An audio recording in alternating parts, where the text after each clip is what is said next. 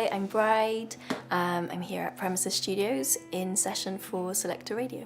I've been playing as Bryde for about 3 years now.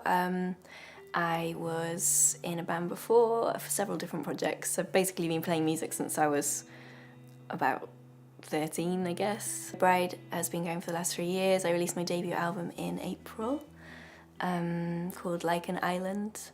And then recently another single called On the Subject of Breathing. I started Seahorse Music because I knew how to self-release like a lot of artists do. I thought I'd done it a lot with my old band, and we'd released several albums and got to quite a successful level, selling out Union Chapel and things like that. So I just wanted to share some of the contacts I had, and just to be a woman running a record label, because there didn't seem to be that many. My band I was in at school was started with my best friend who lived down the road from me. There was 4 of us, and that turned slowly into a band called Paper Aeroplanes. But I think there just became a point where I wanted to be a solo artist. I'd always been capable of getting up and playing the guitar and singing my songs myself, and I just realised that I'd let a lot of people do things for me that I was perfectly capable of doing myself. So I wanted to just step out and do it. So Like an Island came out in April. It was my debut album, and it was nominated for the Welsh Music Prize, which was really exciting. It's really nice to be recognised by the Welsh music scene, because there's so many great Welsh bands at the moment, and there always has been, really.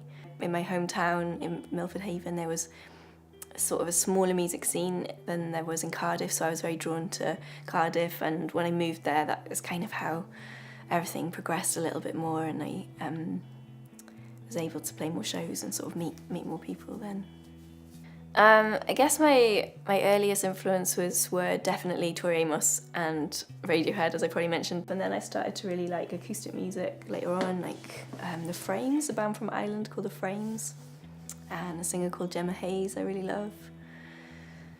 And then my parents listened to Fleetwood Mac all the time, so I listened to a lot of Fleetwood Mac growing up.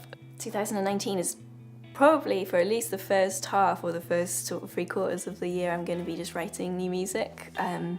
We're looking towards the next album now, I suppose. So my tips for young musicians starting out today would probably be just to write as many songs as possible, just to practice the art of songwriting. Maybe collaborate, even if you don't feel that that's your way of creating. I think it's good just as a learning experience sometimes. Even writing bad songs is, for me, that's almost getting them out of the way.